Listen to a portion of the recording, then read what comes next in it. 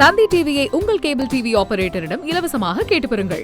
திருவள்ளூர் மாவட்டம் நல்லூர் ஊராட்சியை பேரூராட்சியாக தரம் உயர்த்த எதிர்ப்பு தெரிவித்து அப்பகுதி மக்கள் தேசிய நெடுஞ்சாலையில் மறியலில் ஈடுபட்டிருக்கின்றனர்.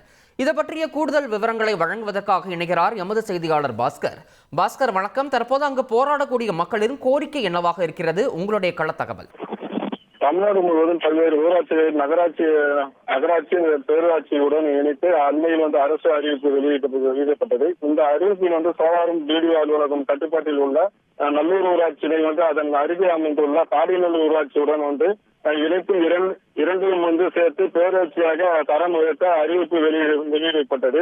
நல்லூர் ஊராட்சி பாடிநல்லூர் ஊராட்சியுடன் இணைக்க எதிர்ப்பு தெரிவித்து அப்பகுதி மக்கள் சென்னை கொல்கத்தா தேசிய நெடுஞ்சாலையில் சாலை மறியல் போராட்டத்தில் ஈடுபட்டனர். தங்களது கிராம ஊராட்சி பாடிநல்லூர் ஊராட்சியுடன் இணைத்து பேரூராட்சியாக தரம் உயர்த்ததால் 100 நாள் வேலை திட்டம் போன்ற பல்வேறு திட்டங்கள் பறிபோகும் அபாயம் இருப்பதாக புகார் தெரிவித்தனர். 100 நாள் வேலை திட்டத்தை மட்டுமே நம்பி கிராமத்தில் 1000க்கும் மேற்பட்ட மக்கள் வசித்து வருவதாகவும் இத்திட்டம் பறிப்போனால் அவர்களுடைய வாழ்வாதாரம் பாதிக்கும் என புகார் தெரிவித்தனர்.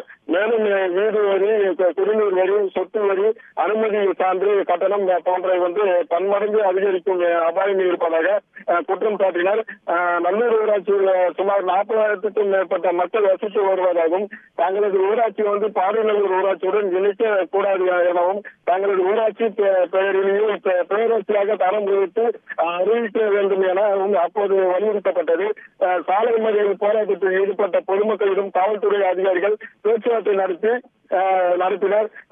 இந்த பிரச்சனை தொடர்பாக அதிகாரிகளிடம் முறையிட்டு அறிவிப்பு தொடர்ந்து சாலை மறியல் போராட்டம் தற்காலிகமாக ஒத்திவைக்கப்பட்டுள்ளது. தகவல்களுக்கு நன்றி பாஸ்கர். தந்தி டிவியை உங்கள் கேபிள் டிவி ஆபரேட்டரிடம் இலவசமாக கேட்டு பெறுங்கள்.